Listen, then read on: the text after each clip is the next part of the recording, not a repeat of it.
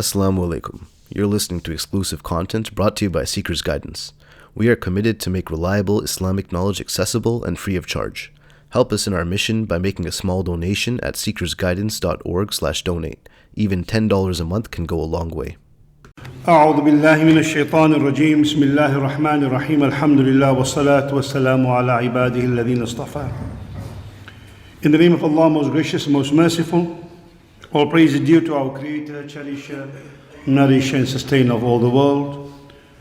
I greet you with the Islamic universal greeting of peace. May the peace, the mercy and the blessings of Allah be upon each and every one. Assalamu alaikum wa rahmatullahi wa barakatuh. On behalf of Islamia College and Masjid al-Furqan, we wish each one of you and your families and loved ones a Ramadan Kareem, and may Allah grant us the full blessings of this month of spiritual rejuvenation and moral elevation, this special month of Ramadan, Shahrul Qur'an, Shahrul Siyam, Shahrul Qiyam, Shahrul Ghufran, the month of revelation, the month of fasting, the month of the night prayer, and the month of forgiveness. In the past 3 years, we have come a long way with lessons that we have learned and memories that we shared of Ramadan nights. We have covered themes like Rihl Ibra al-Qur'an al-Kareem, journey through the Qur'an, Nubala Hawla al-Mustafa, noble ones around the chosen one, about companions of the Prophet, and Al-Hikmah min Irth al-Islam, wisdom from the legacy of Islam. Our theme for this Ramadan, inshaAllah, will be Durus al-Haya min Qisas al-Anbiya fi Kitabillah, life lessons from the stories of prophets in the Holy Qur'an. Here we intend taking incidences from the lives of prophets, extracted from the Holy Qur'an itself, and some of these episodes may indeed be thought-provoking, many will be eye-opening, some will be clearing misconceptions, and yet others will be heartwarming, but all of them are aimed at being informative, at being motivational, and inshaAllah uplifting. So the primary aim and objective is to reflect on the wisdom, to take practical life lessons that we can implement in our contemporary lives, inshaAllah. So tonight we focus on a particular incident recited in the Taraweeh, an incident pertaining to Nabi Adam alayhi salam, our common ancestor, father of humanity, the prototype of man, the first prophet of Allah, Adam alayhi salam. And the verse was, وَإِذْ قُلْنَا لِلْمَلَائِكَةِ اسْجُدُوا لِآدَمَ فَسَجَدُوا إِلَّا إِبْلِيسَ أَبَى وَاسْتَكْبَرَ وَكَانَ مِنَ الْكَافِرِينَ. This is an occurrence that alludes to the first sin documented in the order of the Holy Qur'an, where reference is made to the creation of Adam, whom Allah taught the names or the identities of things, وَعَلَّمَ آدَمَ الْأَسْمَاءَ كُلَّهَا. Whereafter Allah commanded the angels, قُلْنَا لِلْمَلَائِكَةِ اسْجُدُوا لِآدَمَ, O angels, submit, humble, prostrate yourselves to Adam. فَسَجَدُوا, all the angels prostrated, إِلَّا Iblis, except Iblis, أَبَى, he refused. This particular event, highly controversial it may seem, raises many questions, among which are, who is this Iblis referred to in the story of Adam alayhi salam? Was he an angel? How could there be a command by Allah to prostrate to someone other than Allah? And fourthly, why did Iblis indeed refuse to obey Allah? And fifthly, and most importantly, which we will do every night, what are the lessons we learn from this incident or this episode? Iblis is mentioned in the Qur'an 11 times, and 9 of those 11 times are related directly to his rebellion against Allah's command to prostrate himself before Adam. And the term Iblis, from the word balasa in Arabic, implies despair, or also talbis, meaning that which causes confusion and chaos. Earliest Muslim historians, like Muhammad ibn Ishaq, reported that one of the companions of Rasulullah, his nephew, Abdullah ibn Abbas, radiyallahu anhu, is reported to have said, before Iblis undertook the path of sin and disobeying Allah, he was in the company of angels and was called Azazil, and was one of the most active worshippers until he disobeyed Allah's command. Thus, while Azazil was in the company of angels, the command came to submit to Adam, and him being in the company of angels refused to submit. Iblis could not have been of the angels, because Allah himself makes it very clear, two reasons. Angels cannot disobey Allah. Malaika la ya'asuna Allah ma amarahum wa yaf'aluna ma yu'marun. In Surah Tahrim, Allah says angels do not disobey Allah, rather they follow his command. But Iblis was rather a type of unseen creation, invisible creation, if you will, called jinn, as is evidence in the Qur'an. وَإِذْ قُلْنَا لِلْمَلَائِكَةِ اسْجُدُوا لِآدَمَ فَسَجَدُوا إِلَّا إِبْلِيسَ كَانَ مِنَ الْجِنِّ. Allah documents that in Surah Kahf, that Allah commanded him, the angels, all of them submitted, except Iblis. He was of the jinn, and therefore not of the angels. We know angels are made from light. In Sahih Muslim, Rasulullah said, خُلِقَتِ الْمَلَائِكَةُ مِن نُور. But we also know human beings, on the other hand, are made of clay or soil, as Allah says in Surah Sad. Allah says, إِنِّي خَالِقٌ بَشَرًا مِّن طِينٍ. Human beings created from clay or soil. And jinn, of course, Allah says in Surah Hijr, وَالْجَانِ خَلَقْنَاهُ مِن قَبْلُ مِن نَارِ السَّمُومِ, are made from fire. So he was indeed not of the angels, but in the company of angels, but he was of the jinn, created from fire. But another issue arises here. Iblis was also of the shayateen. So what is shaitan then? Because people assume that shaitan and Iblis are the same. The word shaitan in the Qur'an and in Arabic is derived from the word shatana, which means impure, improper, immoral, corrupt, dishonorable, and harmful. All of these imply from the word shatana. And shaitan refers to an entity that is rebellious and detrimental or harmful, irrespective of whether it be a human being or jinn or any other creation of Allah. Because you find in the Qur'an the term shaitan has been used even for human beings. For example, Allah says in Surah An'am, وَكَذَلِكَ جَعَلْنَا لِكُلِّ نَبِيٍّ, and for every prophet, عَدُوًا شَيَاطِينَ الْإِنسِ وَالْجِنِّ. You'll find their enemies towards these prophets, shaitans from jinn and from human beings. Shayateen al-jinni wal-ins. Shaitans from among human beings, and also you find in another part of the Quran reference to this. But shaitan can also refer, according to some of our teachers, to harmful substances, microbes, even bacteria or viruses. For example, you find that this hadith that says don't leave a vessel of water uncovered, shaitan may go into it. So people think shaitan physically goes in there. It doesn't necessarily mean that. Example of that, Sayyidina Ali karamallahu wajhah said, لا تشرب الماء من ثلمة الإناء ولا من عروة فإن الشيطان يقعد على العروة والثلمة. Do not drink water from the broken portion of a vessel, from the cracks in a vessel, nor from the handle where people hold on, because that is where shaitan resides.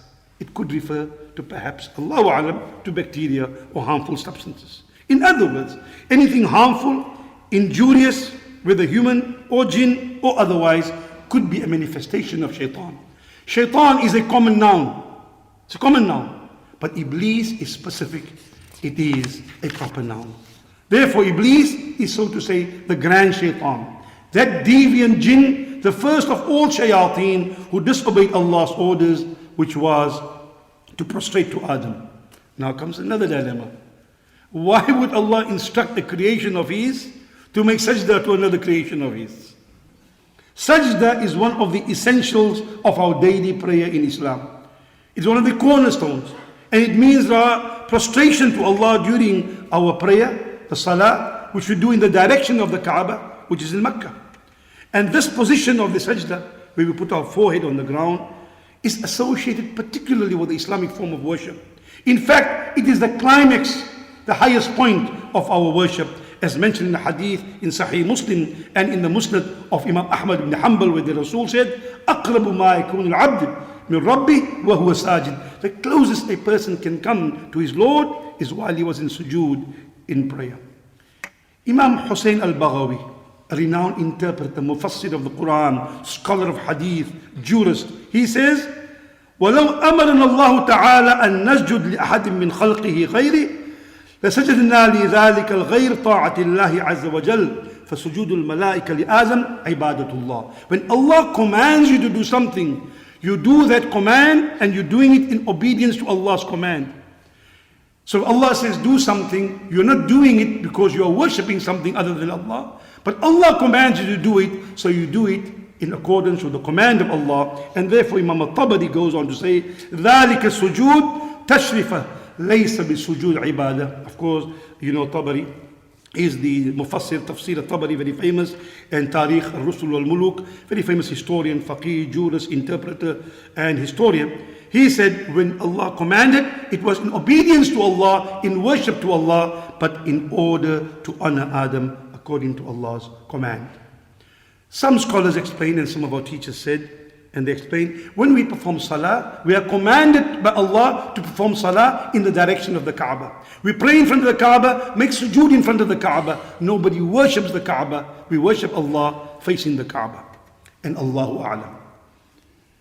But this brings us to another question. Why in this incident did Iblis refuse to obey the command of Allah to submit to Adam or to bow to Adam? In Surah A'raf it says, he was asked, مَا مَنَعَكَ أَلَّا تَسْجُدَ إِذْ أَمَرْتُكَ. O Iblis, what prevented you from bowing down or prostrating when Allah commanded you? قَالَ أَنَا خَيْرٌ مِّنْهُ. He said, I am better than him. خَلَقْتَنِي مِنْ نَارٍ. You made me from fire. وَخَلَقْتَهُ مِنْ طِينٍ. You made him from soil or from clay. So the reason for Iblis disobeying the command of Allah was that he considered himself better than Adam. Because he felt that Adam was created from soil while Iblis himself was made from fire. And the question arises, besides disobeying Allah, is there any validity in the argument, the seemingly rational argument of Iblis? Because I've heard as a child, people say, see, reasoning is wrong. See, Adam, he rationalized and reasoning led him astray. No. His reasoning was wrong. It was not reasoning that misled him, it was his wrong reasoning, because it was not completely rational. Because the basis of Iblis' disobedience to Allah's command was the difference in the physical makeup between himself and Adam. I am from fire, he is from dust, and I am better than dust. So, let us evaluate that. Fire, of course, has great value. The source of heat, also a source of energy, but also the main component of Jahannam. But as for soil or clay, among the primary components of soil and clay is water, the liquid of life, organic matter, gases, microorganisms, but primarily the main thing, 45 to 50%, is made up of minerals. Minerals which are found in the human body and which are also found in soil. Because we say human beings and soil are shall we say, chemical systems, and they share common compositions. Because we find in soil oxygen, hydrogen, carbon, sulfur, phosphor, calcium, magnesium, sodium, potassium, iron, silicon, zinc, selenium, copper, manganese, fluorine. All of these are found in soil, and all of these are essential for human life. They're also found in the human body. For another time, about the creation and why Allah chose us to make us from the substance. So we must be cognizant of the fact that if the start of the argument is wrong, I am better than him because I'm from fire, the beginning of his argument was wrong, the end of the argument will also be wrong. If the premise is false, the conclusion will be incorrect. So fire is not necessarily better than soil. Iblis rationalized his decision to disobey Allah, but the basis of his argument was flawed, unsound, and therefore incorrect. By the way, Adam alayhi salam was not mere soil. فَإِذَا سَوَّيْتُهُ وَنَفَخْتُ فِيهِ مِنْ رُوحِي. When I fashioned him, I designed him, Allah says, I breathed into him. So it's pure arrogance on his part, but nonetheless. So actually, Aba was takbar. He refused out of arrogance. No reasoning. He was trying to rationalize, and we do that very often. We do something wrong, we try to excuse it. Why did you steal? But other people steal. Why did you lie? But they also lie. But you're still a liar. So we rationalize what we do. So he said, Aba wastakbar. Iblis refused out of arrogance. So here is the lesson for all of us. It must be noted that people who sincerely, or any creation that looks up to Allah, can never look down upon the creation of Allah. And wise ones have cautioned, documented in the Sunan of Imam al-Bayhaqi, كَفَى بِالْمَرْءِ جَهْلًا أَن يَعْجَبَ بِنَفْسِهِ. Sufficient is it a sign of your stupidity, of your unculturedness, of your uncouthness, that you think yourself better than others. So Rasulullah said, or the Qur'an says, إِنَّ اللَّهَ لَا يُحِبُّ مَنْ كَانَ مُخْتَالًا فَخُورًا. Surely Allah does not love the conceited nor the arrogant ones. And the Prophet warned us, hadith documented in Sahih Muslim, لا يدخل الجنة من كان في قلبه مثقال حبة من خردل من كبر. That person will not enter paradise who has an atom's weight or the weight of a seed of arrogance in his heart. 3 primary lessons we take tonight. Every night we'll have the lessons we learn. Tonight, at least 3 primary lessons. 1. The primary lesson learned from the rather controversial incident that occurred in the life of Adam alayhi salam. 1. Obey the command of Allah and never disobey Allah. Do not be like Iblis and never be a manifestation of shaitan. Do not be like Iblis, nor ever be a manifestation of shaitan. In other words, neither be deviant, nor be a cause of wrongfulness or mischief or harm. Point number 2. Be cautious of how we rationalize things, how we rationalize and justify things. If our assumptions are incorrect, our understanding of things will be defective. And because if the premise of our reasoning is mistaken, then the conclusions we come to will be wrong. And thirdly, realize the fact the first sin documented is one that emanates from arrogance. And arrogance can never, ever be part of the characteristic of a true believer. أقول قولي هذا وأستغفر الله والسلام عليكم ورحمة الله. Thank you for listening. This lesson was brought to you by Seekers Guidance, the world's first truly global Islamic seminary. Visit SeekersGuidance.org to access reliable Islamic knowledge taught by qualified teachers. We offer a wide range of courses, podcasts, articles, and a world-class answer service, all completely free of charge. This is made possible solely by supporters like you. Be a partner in this blessed work by making a small donation at SeekersGuidance.org/donate. Even $10 a month can go a long way. Our beloved Prophet, peace and blessings be upon him, said, "Whoever guides someone to goodness will have a similar reward." So don't forget to share this lesson and join us in spreading prophetic guidance.